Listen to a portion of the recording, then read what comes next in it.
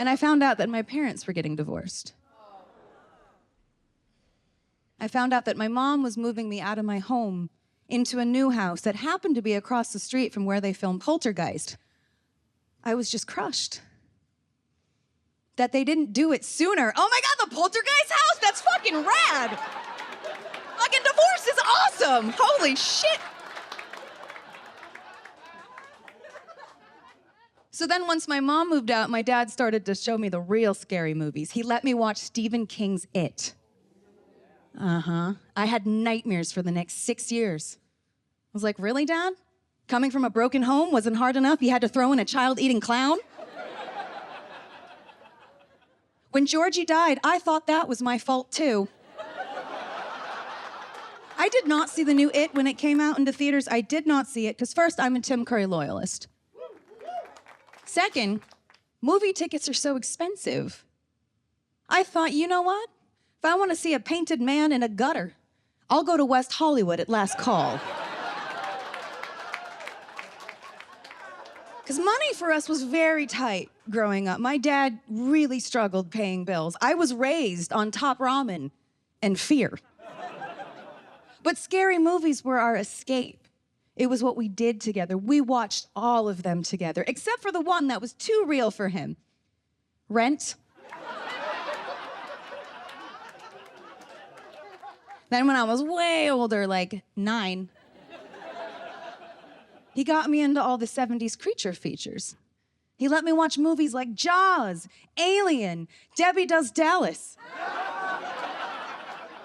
Okay, he didn't actually know about that one. I found a copy on beta. You guys remember what beta is? That's fantastic. I found it on beta under his mattress, and I did watch it. I will say this, it was not a horror film. But trust me, those girls saw some one-eyed monsters. That's huge dicks, is what I'm...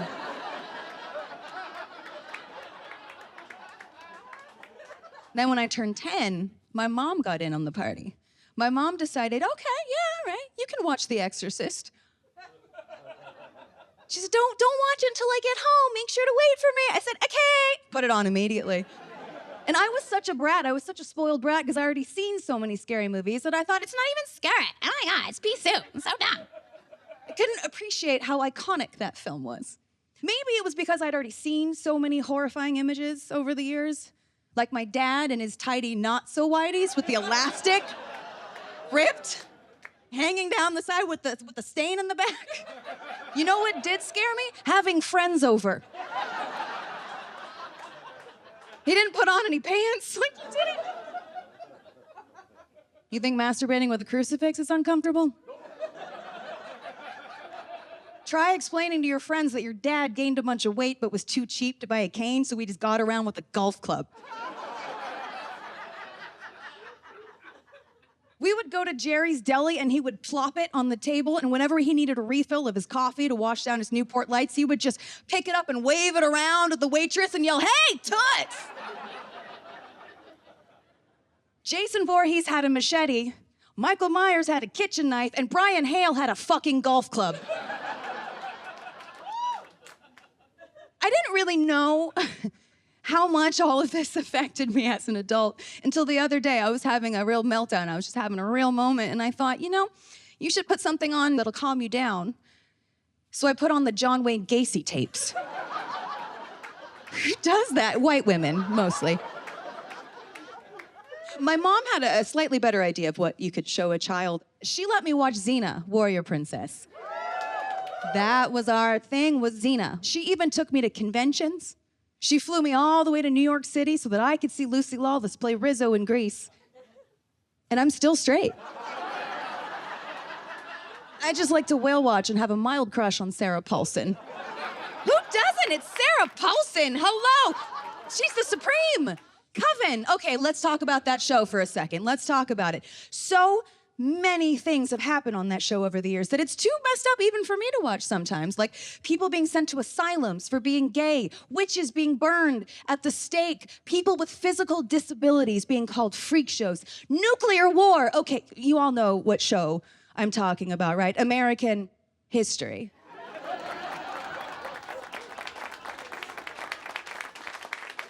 American Horror Story doesn't sound so bad now.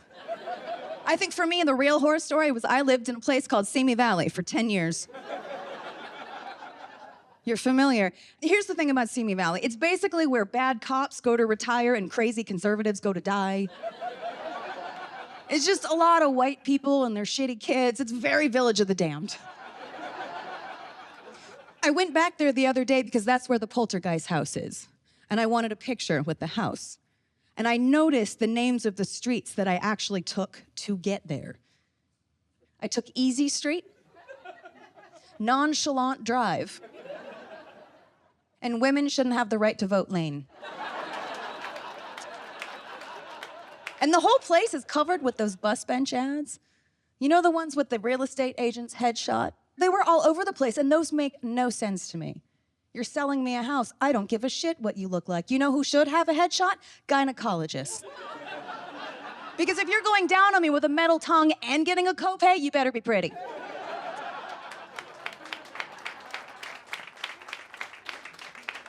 So then I turned 13.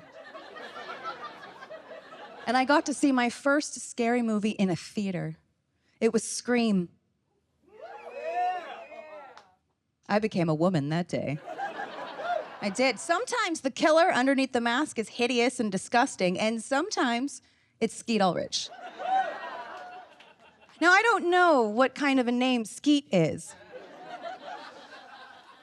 But I'm pretty sure when I saw how hot he is, that's what it did. Just the whole back row. And I convinced my dad to take me to see it 6 times. 6 times. He had no idea it was my own personal Debbie Does Dallas. But the first movie ever to truly mesmerize me was Halloween. The original Halloween. I'm a Michael Myers girl. That is my guy. The thing about Michael Myers is he's been killing people for decades. And he's still power walking like a motherfucker. Apparently, evil never dies or gets arthritis. Then there's the holiday Halloween, which is my all-time favorite. I love it. Makes me feel like a kid. I buy all the merchandise. Particularly, I love all of the fall candles. It's my favorite. See, I'm doing this thing now where I'm trying not to eat sugar. So I buy candles that smell like the things I can't eat. Like blueberry maple pancakes, pumpkin pecan waffles, pussy. I want to. I do. You buy a lot of candles, don't you? Fantastic.